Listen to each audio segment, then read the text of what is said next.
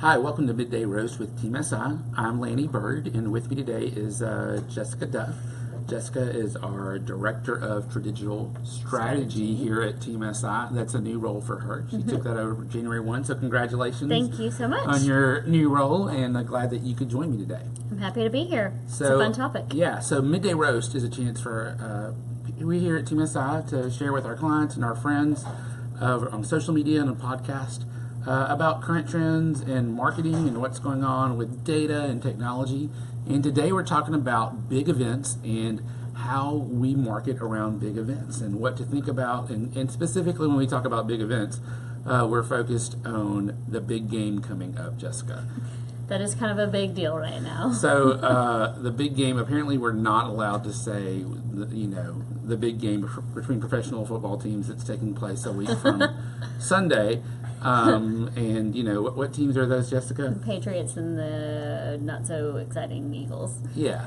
So just kidding. And I'm not a follower of the big league, so I would not know that. So unfortunately, hopefully in the next week I'll catch up. My team's not in the Super Bowl, so. What's your team, Jessica? The Broncos. The Broncos. Yeah. So. Okay, so everybody out there and listening to us and paying attention, if you have a comment or question as we go through marketing events for the big game, you can leave it in the comment box. You can ask a question, and Grace will shout it out, and we'll do your best. If you know one of our phone numbers, you can call, and we'll do like a live call-in show and put you on speakerphone. And so that's a challenge. Anyone, not on the first floor here at Team SI, but if you're one of the other floors, do it. Give us a call in, ask a question, only a few people here and let's right play Stump Jessica. Okay? Oh gosh. So, just like I said, the big game. So before we dive in, let's talk about trademarks.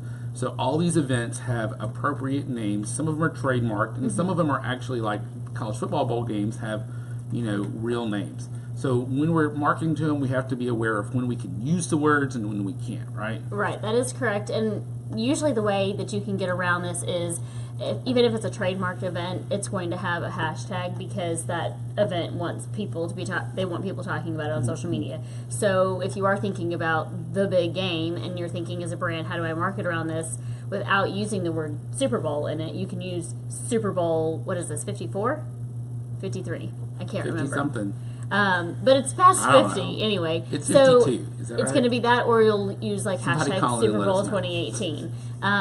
So, and same with like Oscars and Grammys and those big events where people are going to be talking, they have a hashtag that's being used nationally. So that's your way of getting around it without actually using it maybe in the formal use of marketing. You use the hashtag version. Yeah, there's lots of ways to work around to talk about it. When we say the big game and it's the last week of January, everyone knows what you're talking about anyway, so you can get around it. Okay, so now let's fast forward to actually marketing around. And, we're going to talk about the big game, but you can use this for a lot of different events, whether it's a big high school football game. Here in Little Rock, Benton and Brockley, we have the Salt Bowl. We also, in the fall, if you're an Arkansas Razorback fan or even an SEC fan, Ole Miss and Arkansas are going to play at Memorial in Little Rock, and that will be a big game, that Thursday night game. So there's lots of other big events that you can, even if it's a big concert that's happening in your town, or a music festival, or a 5K, or where there's going to be a big crowd of people who pay a lot of attention to it. There's ways for your brand to be associated with it without actually being an official sponsor of your brand. And if you're not the sponsor, you got to be careful what you say. Someone may come after you. That goes back to the trademark discussion. But there's lots of ways. So I think really the first time is realizing you're working in real time. So how does that work, Jessica? Again, I think when you think real time, you think social media. That's your opportunity to get a message out right away and get immediate responses. Probably the best avenue, the best channel for this real-time discussion is going to be Twitter.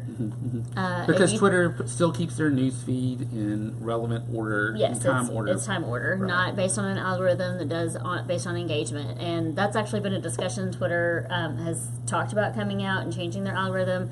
But and it's there's such always uproar. that things you may have missed on Twitter. That's really what I pay attention to be honest, because I don't want to see what everybody said. I just want to see what I missed. What you missed out on. Yeah. But Twitter is that in the moment, especially Twitter has it. There are some other platforms you can monitor Twitter. Like I use TweetDeck since I have several clients, and it puts everything in columns. But you can you can in real time track hashtags. So during the big game or during the Oscars, if you are trying to have monitor a hashtag and see how your business can capitalize on it, jump in the conversation by actually monitoring just that hashtag. Yeah, I mean, and that's kind of a great way. If you know what the hashtag is, it's a great way to kind of hijack the event to talk about yours. I know from a healthcare perspective, we had a client who actually was not a client, someone I worked for, that one of our competitors was using a real-time chat, and they were having technical difficulties, but everybody was monitoring this hashtag, so you might as well jump in the hashtag and make a comment,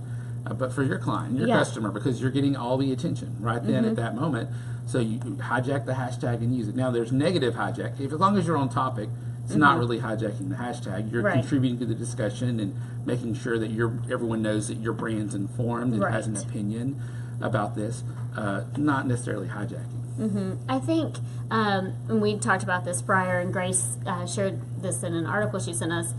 Somebody who took advantage of a situation in real time was Oreo during the Super Bowl a couple of years ago when the blackout happened at the Superdome.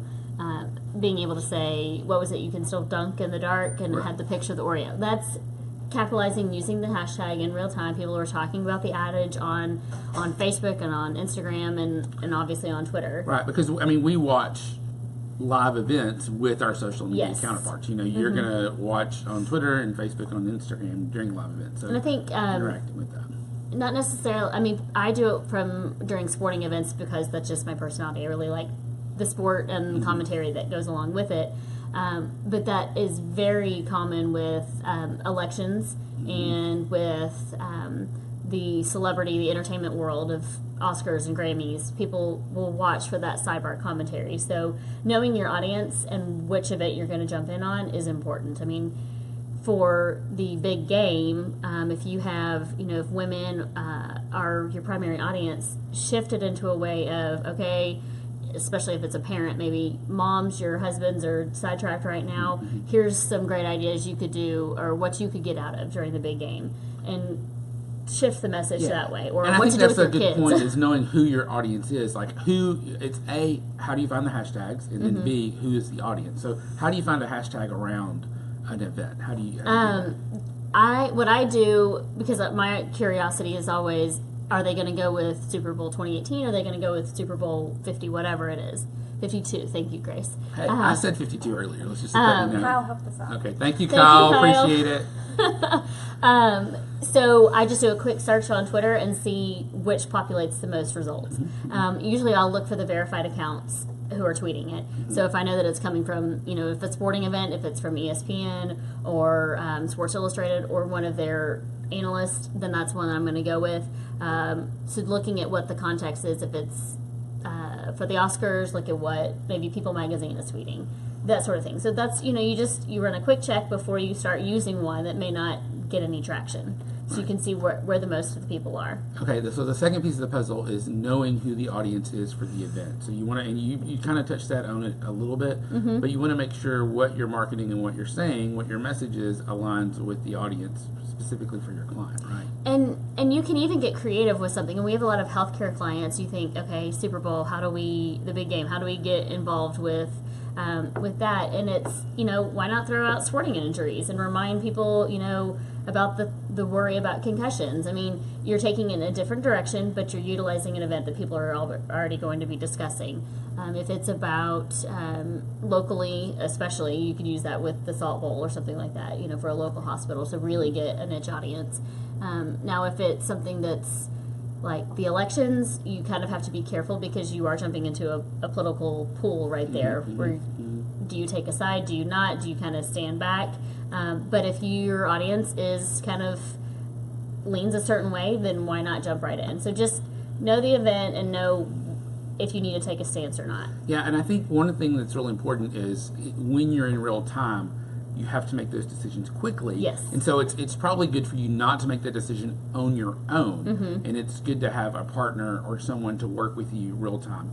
I know in the past when we've live tweeted events, literally I've written it and handed it to someone else on my phone to read and proof it, and they edit it and then hand it back to me to hit send.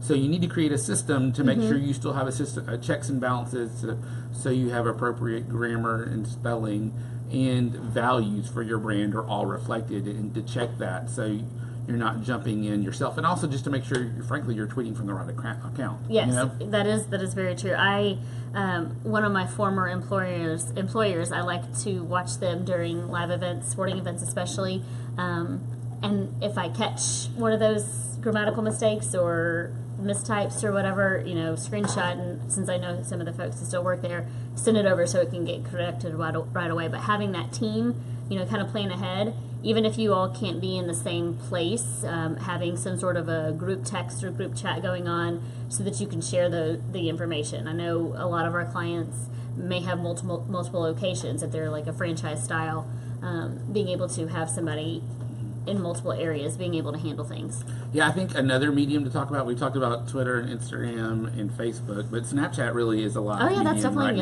very real time. Yeah, and I think we really haven't seen that used in a live event since Snapchat has kind of migrated out of the teen audience into a millennial audience. So that would be another great medium to watch. And people even snapping videos of a play and then commenting on it.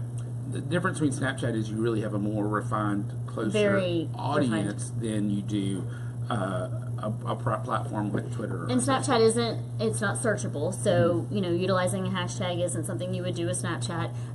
But you have your built audience of followers who are going to follow your account, so you already know exactly right there who your audience is. You're not trying to reach somebody and hope it fits with the right audience. These people selected to follow you on Snapchat, so if you're sending out a message, it'll be pivotal for them.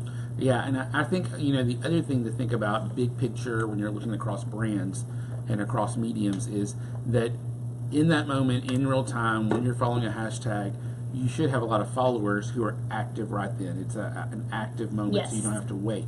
So it's a great way to build engagement with your brand. So you can ask questions, or talk to Allie or whoever, right then at that moment to help make sure things follow through. So it's asking the right questions in the moment. So it's not just saying something or saying something funny. It's realizing you have a huge audience, and how do you take advantage, and how are you smart about how do you use that audience in that moment. No, that's a very good point. And being able to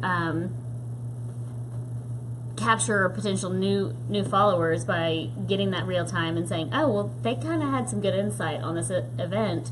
Let me see what they're more about, and then you gain some new followers. It's really getting your followers and your engaged audience to help multiply you and multiply your reach in that event while everyone's on board, and you can have a spike in your engagement and in the number of followers to build on for future events. Cool. Definitely. All right. Any last comments or questions about big events and the big game? The big game? Well, we won't go into that because my team's not in it. But I do want to give a shout out to somebody who does this very well in this real time, and being able to capitalize on events. And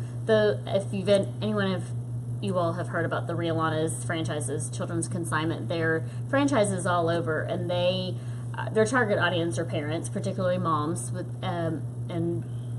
young children all the way up to teenager clothes that they consign. But anyway, they do a really good job of capitalizing on events and how to send a message, especially on Facebook, that will reach and focus on that particular event. They did it with, what was the one most recently? I'm remembering last year on the Oscars, but they did a good job in the Super Bowl the big game last year, and so on and so forth. But if you don't follow any of them in your area, I highly recommend getting in on the conversation. And seeing how they do it. Definitely, it's really a lot of fun to watch how a local business can contribute to a national conversation or a local business. Oh, and one other, Clark Exterminating last year during March Madness, they did a bug versus insect bracket, because believe it or not, bugs and insect are different. Bugs, all insects are bugs, but not all bugs are insects. Okay, well, you can read the blog about it. This is what I learned today. But we did a bracket, and we paired them up against each other. Jessica will put that blog in the comments of this Facebook Live, so if anyone needs to see it, it'll be there. It was last year or the year before, I can't remember. Cool. All right. So capitalizing on the March Madness. No, that's a great way to capitalize on another big event. And so we have a bunch. We have the big game. We have March Madness. Can you say March Madness? Probably not, to be honest. The big college football playoff, college basketball playoffs, yes, I at least know that much. All right. Well, Frozen Four. No. Frozen Four. In the college hockey. I've never heard of the Frozen Four before. Well, you're from the South. Did you know, like, University of Alabama Huntsville actually has an ice hockey team? Ironic. In Alabama. I know. Surprisingly. All right, so we've know. had a great conversation today. It's been kind of random. I kind of like it that way. Yeah. I'm kind of random. All over the place. So I appreciate Jessica Duff joining us today. And, you know, if y'all would like some help with your business, with your organization, marketing around a big event or planning a big event, we'd love to be of service to you and help you with that. You can contact us on social media or at our website, teamsi.com. Social media, we are Team SI. And we'll put you in touch with someone that could be to help you out. Thanks for joining us today.